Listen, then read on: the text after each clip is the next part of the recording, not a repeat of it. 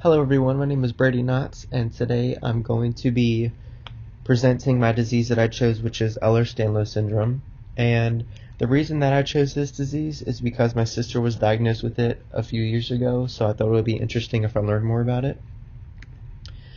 Symptoms of EDS are overly flexible joints, shown in the picture to the right of the woman placing her thumb to her wrist.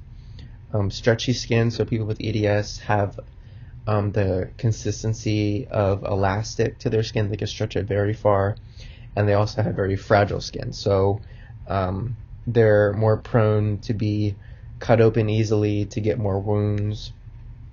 For diagnosis, there are no genetic tests for common forms, such as the hypermobile type. Diagnosis is also based on symptoms, so what we saw before, loose joints, fragile or stretchy skin, and also a family history of EDS is often enough to make a diagnosis. And there are also genetic tests for rare forms to help rule out any other problems. The inheritance pattern of EDS, so the classical, vascular, and the hypermobile type all have a autosomal dominant pattern of inheritance. Autosomal dominant means that one copy of the altered gene in each cell is enough to cause the disorder.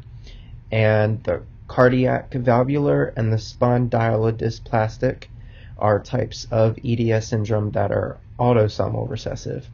And autosomal recessive just means that two copies of a gene in each cell are altered. And there are also several affected genes and chromosomes, such as COL1A1, COL1A2, and so forth, that provide the blueprint for making collagen proteins, such as ADAMTS2, FKBP14, and those give the blueprints for proteins associated with collagen, or proteins that help in the synthesis of new collagen proteins. The cause of this disease are dominant genetic disorder, which means that a single copy of the disease associated with the mutation is enough to cause the disease. A spontaneous genetic mutation is an error in DNA replication, and the recessive genetic disorder is where two copies of the mutation are needed to cause the disease. And the picture to the right, where you see the two big black marks, that is the EDS disease. The disease prevalence, so all of the types of EDS combined into one, occurs in every 1 in 5,000.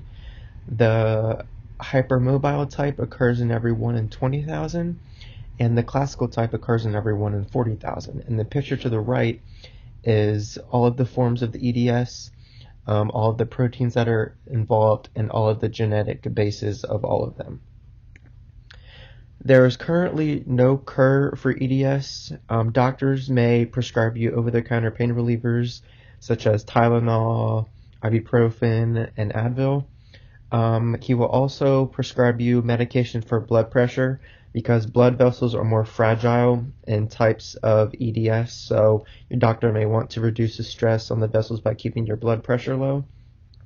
Physical therapy has shown to help with EDS. Joints with weak connective tissue are likely to dislocate, which my sister has happened a lot. She's dislocated both of her shoulders, her kneecap, which she's had surgery on. Your physical therapist might also want to recommend braces to help prevent joint dislocations, which my sister also has had. Surgery may be needed to repair joints, repeated dislocations to help prevent any more dislocations. And the prognosis of EDS is to just avoid major contact sports, heavy lifting, try to always be active but not too active, so walking, swimming, stationary exercises, minimize the stress on your joints, because like I said before, people with EDS, their joints can dislocate very easily.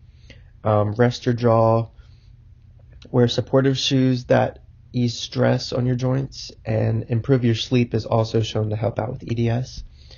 And these are my citations. And these are my image citations. And that's my end of the presentation, and I hope you guys enjoyed it. Hello everyone, my name is Brady Knotts.